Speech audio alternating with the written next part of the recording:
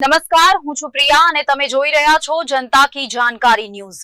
નજર કરીએ આજના સમાચાર ઉપર। દ્રાંદ્રા પીજીવીસીએલ અધિકારીઓના અણઘડ વહીવટના લીધે કર્મચારીઓને જાનના જોખમ। દ્રાંદ્રા પીજીવીસીએલના અધિકારીઓ તેમના મનસ્વી અને જોહુકમીભર્યા વહીવટી કાર્યોને લઈને લોકોના આક્રોશનો ભોગ બની રહ્યા છે। એક તરફ વર્ષોથી પ્રી મોન્સૂન કામગીરી સામે સવાલો ઊભા થતા હોય છે, તેમ છતાં ચાલુ વર્ષે પણ દ્રાંદ્રા પીજીવીસીએલ તંત્ર દ્વારા આ વર્ષે પણ ભાંગરો વાટવામાં આવ્યો છે, જેના લીધે સોશિયલ મીડિયા અને મીડિયા જગતમાં અનેક ટીકાઓ સામે આવી રહી છે। ત્યારે અધિકારીઓ ઉલમાંથી ચૂલમાં પડે તેવા મનસ્વી નિર્ણયો લઈ રહ્યા છે, જેમાં ચાલુ વરસાદે જીવનું જોખમ હોવા છતાંય કર્મચારીઓને એવું કામ કરવાની ફરજ પાડવામાં આવી છે જે પ્રી મોન્સૂન કામગીરીનો ભાગ છે। ધ્રાંગધ્રા શહેરમાં ચોમાસું મોટી આફત લઈને આવ્યું હોય તેમ સામાન્ય બુંદાબાંદીમાં અડધી રાત્રે લાઇટ ગુલ થઈ જવાના કિસ્સાઓથી સમાજના નીચલાથી ઉપલા વર્ગનો મોટો હિસ્સો નારાજ બન્યો છે અને લોકોના આક્રોશથી બચવા પીજીવીસીએલ દ્રાંગધ્રા ફરી વિવાદમાં આવ્યું છે।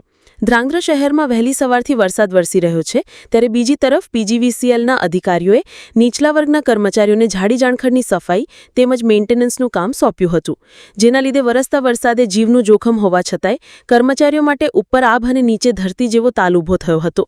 જોકે દ્રાંગધ્રાના સામાજિક કાર્યકરોએ પીજીવીસીએલના અધિકારીઓની આ મનસ્વી જોહુકમીને વખોડી કાઢી હતી અને દરેકનું જીવન કિંમતી છે, ત્યારે માનવતા દિલમાં રાખી યોગ્ય નિર્ણય લેવાની તાકીદ કરી છે।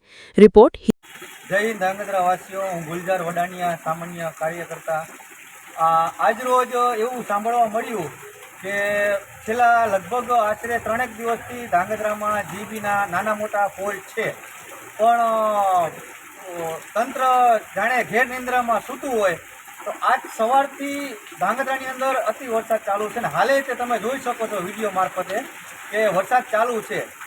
તો આવા ચાલુ વરસાદે તંત્ર અને અધિકારીઓ સૂતા હતા કે નાના નાના કર્મચારીઓને અત્યારે પ્રી મોન્સૂન કામગીરી અંતર્ગત જે ઝાડ અને ડાળીઓ જે નડતી હોય તારને એ કાપવાની કામગીરી ચાલુ કરવામાં આવી છે।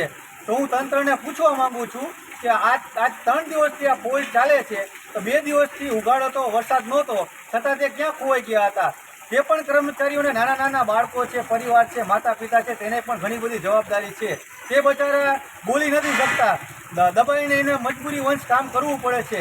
તો અમે એમને રિક્વેસ્ટ કરવામાં આવી છે કે જ્યારે આ વસ્તુ ન હોય, જ્યારે તમને આ કામગીરી સોંપવામાં આવી છે, જ્યારે ખુલ્લું હોય, ઉઘાડ હોય, ત્યારે આ કામગીરી કરવામાં આવે, જેથી કરીને કોઈ કર્મચારીને જાનહાનિ ન થાય। તે પણ આપણા ભાઈઓ છે, તેની પણ આપણે ચિંતા કરવી જરૂરી છે। અને બીજું કે જ્યાં જ્યાં ટ્રાન્સમીટર આ લગાવવામાં આવ્યા છે ત્યાં સેફટી જાળી મારવામાં આવી છે। મોટા ભાગની ગામની જાળીઓ તૂટેલી છે અને એની અંદર નાના બાળકો પણ જઈ શકે ને કોઈ પણ મોટી જાનહાનિ થઈ શકે।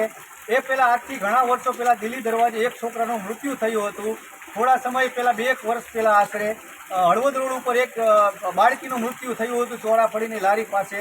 વોર્ડ નંબર 4ની અંદર એ ગાડીની અંદર પાણી ભરાતા એક ગાયને કરંટ લાગતા ગાયનું મૃત્યુ થયું હતું। એટલે આવા બનાવ ન બને એના માટે નીચે આરસીસીનો ઓટો કરવામાં આવે, જેથી કરીને તેમાં પાણી ન ભરાય, કોઈ પણ જાતના ઝાડ ન ઉગે।